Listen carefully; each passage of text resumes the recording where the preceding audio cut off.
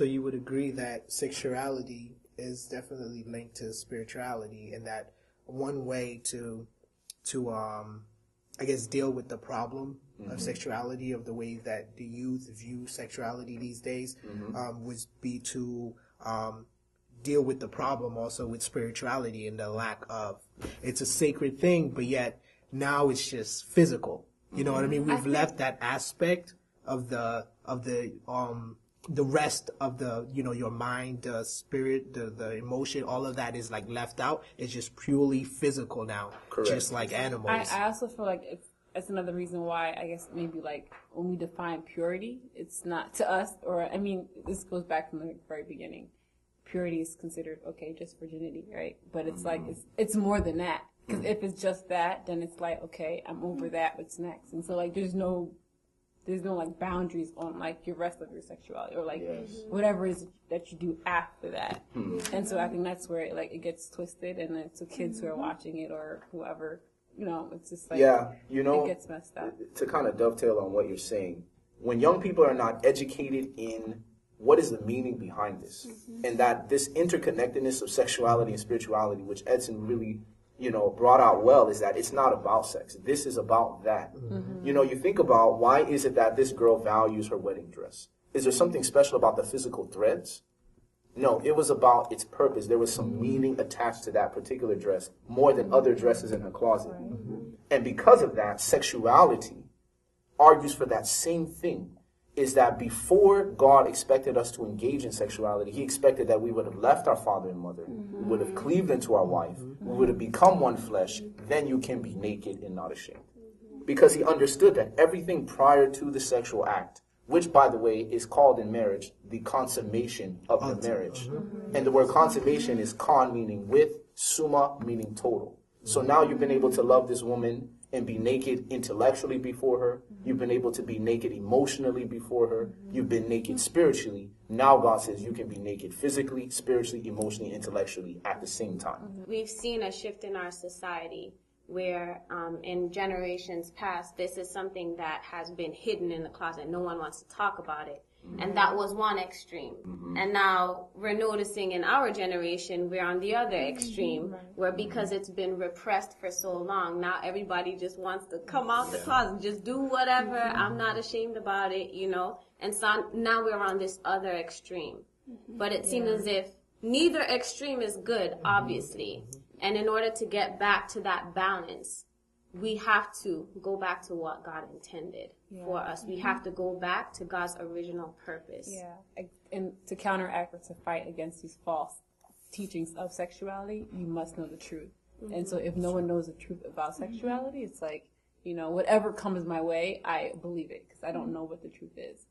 I think also we've gotten this bad perspective, or this of God and what he wants. A lot of us, especially youth, we think that, you know, when the parents tells us, you know, sex is for people that are married, well, you know, wait till you're married. You just think it's just they're holding something back. They just don't want us to experience this great pleasure. You know what I mean? And so, in God saying that, we're just thinking like, well, why wouldn't, well, you know, like, why is it bad? Because it feels so good and all that kind of stuff. We don't understand that God is actually trying to preserve it for us, making in us when we're ready for it to be the best. You know, so in essence, so it's like God is trying to make it the best, what he meant for it to be. He set up a goal for us. He has like this great plan, right? And so, he's like, I have this car for you type of thing. Like, I have this perfect car, nice car for you. And you're 10 years old and you're like, why can't I have it now? You know what I mean? That kind of thing. So, but we don't realize that at that age or at that maturity or you know, all that kind of stuff, you're not ready to fully enjoy what that's made for. And you know what this comes down to is realizing this. Something interesting that also has come up in the research on the physiology of sexuality is that all the basic needs of humanity, God has made pleasurable.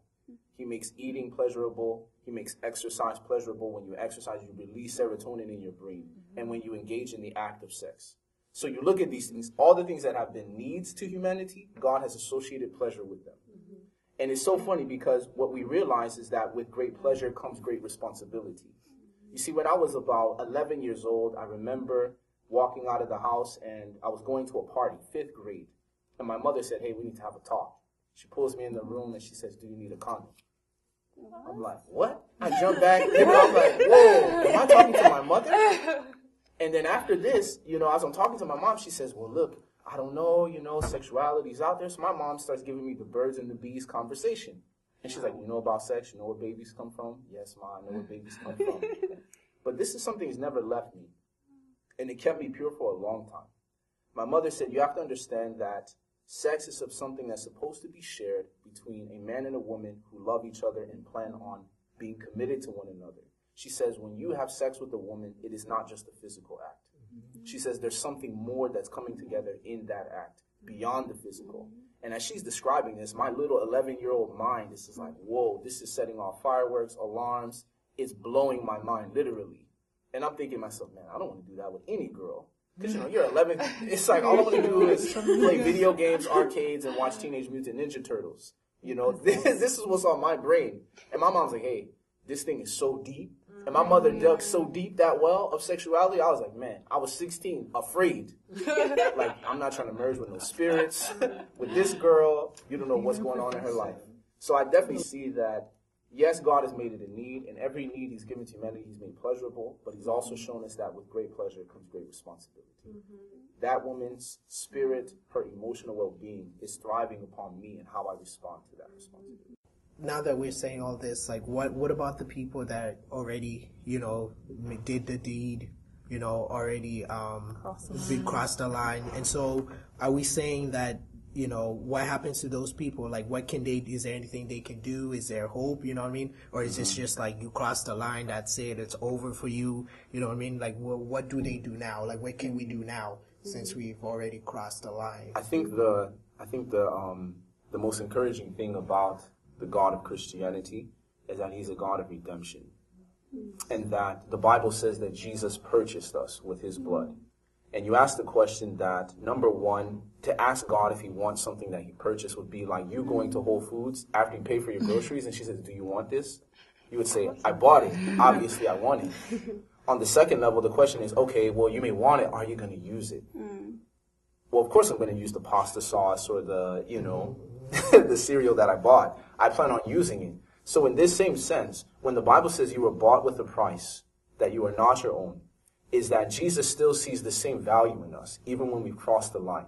He purchased us knowing the mistakes that we would have made in life. And in that sense, because he is a God of redemption meaning to buy back. And he says your value is equal to what someone has paid for you. And that price has been the blood of God's dear son. And so what that means that there is redemption. You can now begin to live a life of purity. And God, in his infinite mercy, his abundant kindness and graciousness, because you're not going to meet anyone kinder than God. God will lead you to a relationship in which sexuality can find its true purpose and its true meaning. And it just all ties into what we've been saying, that it's because as a society we no longer understand the truth of sexuality. We don't understand the context it was made in. We don't understand God's purpose for it. And so we see that no one understands the responsibility. 13-year-olds now, I don't know how many parents are telling them that. Your mom was able to tell you that, but I don't know of many parents today who are actually telling their kids that. That's right. And instilling in them that respect and instilling in them that sacredness for the act. And because that's missing in our society, now we hear stories of this, of a woman auctioning herself, her virginity for $3.9 million. And so, clearly we just need to go back to God's original plan